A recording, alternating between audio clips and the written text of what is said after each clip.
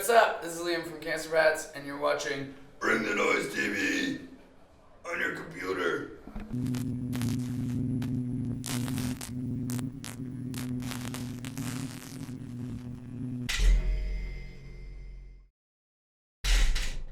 We actually came here once to see Band of Horses play, and I was like, this place is crazy. And I remember we were here with our manager, Matt, that night, and we were like hanging out, and I was like, it'd be crazy if we could play here.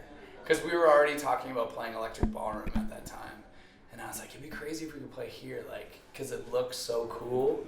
And then I heard that Architects were doing a show here. And I was like, oh, they do like hardcore shows, like that rules. Maybe we could play a show there. And then once the Electric Ballroom like show sold out, we were like, oh, okay, yeah, next time let's try and do Koko. Like, we've been thinking about it for a really long time, so I was stoked. I definitely feel like we've worked our way up throughout the like venues of London, especially like with our Pentagram tour. I think that like doing that definitely made us, feel like we had enough people to fill 6 venues in one day. We were like, okay, cool, we can maybe fill the Koko and like do a place that size and not be restricted to, just trying to like play it safe. So I was stoked. No, it's definitely something that we're like, I kind of like want to just leave it as what it was because it was such a special day and everything was perfect that I think if we were to ever try and do it again, it just like wouldn't live up. I don't know, it just wouldn't be the same, you know what I mean? It's like trying to relive Christmas as you're like an 8-year-old kid. It's like you've already had that time and it was amazing. So I'm like, I'm cool to just like have that ticked off the box. I'm never gonna forget that day and how rad that was and how literally everything, like every show was amazing, everything worked out perfectly, like everything was like the way that we wanted it to go. And I was so stoked. So it's like, yeah, I think if we tried to do it again or like, even if we did it in the same venues, it just wouldn't be the same. It definitely puts a lot of things in perspective now too, in terms of like what we may have thought was like impossible to do before. It's like having done 6 shows in one day across London, which a lot of people said we couldn't do. We're now just like, oh, we can do anything. Like there's nothing that can hold us back in terms of playing a number of shows and making it work and making it amazing. Where like people were really excited.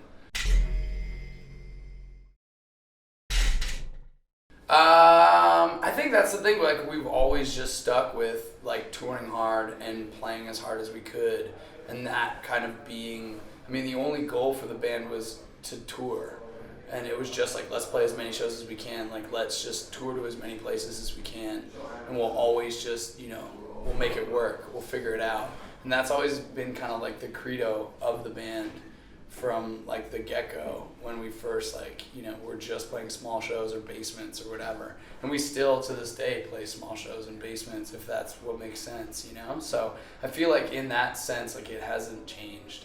Like we're planning on doing a 12.5-hour drive so we can go play a basement in Reno, Nevada on our next tour, and I'm like, I'm not worried about the 12-hour drive because I know the show in Reno, Nevada is going to be so good, And it's like that kind of stuff that I think keeps us still excited and motivated. I feel like we've always struggled as that band that's tried to bring the energy of our live show to an album.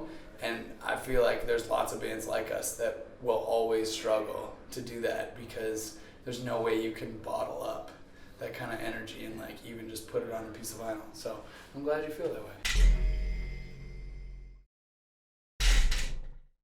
That, again, it's always like a challenge in terms of what to do. I think one of the big things for us is like, for the first time in our career as a band, is maybe stepping away from the road a little bit and actually taking like a step back and, kind of like reflecting on everything and having some time when we're at home to almost like get out of the cycle of just touring and recording and touring and recording, and to have that be something where we can really focus on trying to put out a record that takes it to that, like all encapsulating thing.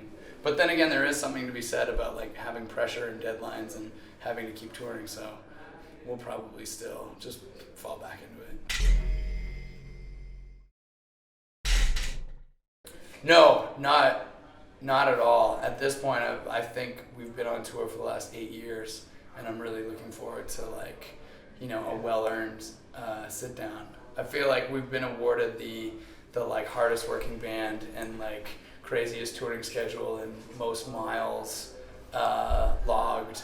That at this point, I don't mind passing on the crown to the younger kids.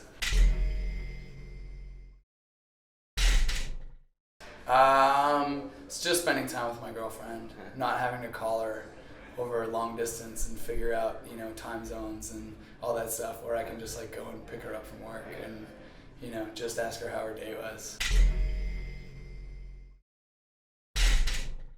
It was rad. Yeah, it was the World Wide Web.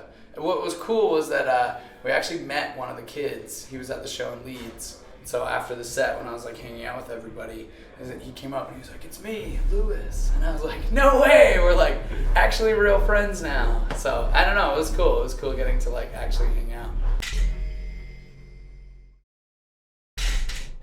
Really excited. We had a lot of fun last year, even though our set time got moved. So man, I always like that fest. Like, it's gonna be rad to just hang out.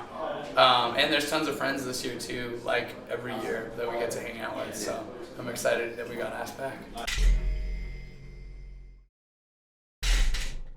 I don't know. We're like really fortunate that we've had a lot of really cool things happen. Like I even think like last summer's download, like when our set got moved and. We were worried that like people maybe wouldn't find out that what stage we had changed to, and we played right after Gallows, and the set was amazing. Like everyone, right when Gallows finished, nobody left the tent. Everybody knew that we were gonna play, and so we just like set up our gear and like seeing tons of friends in the crowd and stuff like that, and then we played like one of my favorite sets. I think because it was just like everything worked out, and it was just like such a rad vibe. Like everyone was there for the right reason, and we all just had an amazing time. And like I'm definitely never gonna forget that night.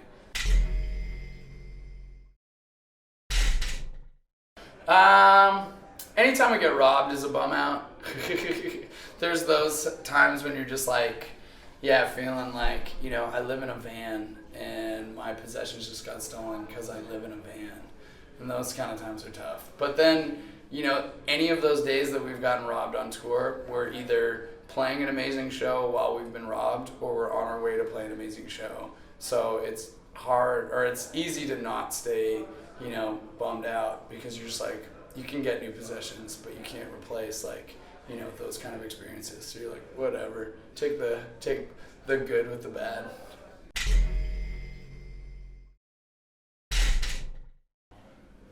I'm trying to think of it in 3 words. Without swearing either. You can swear. Oh, I'm really fucking stoked.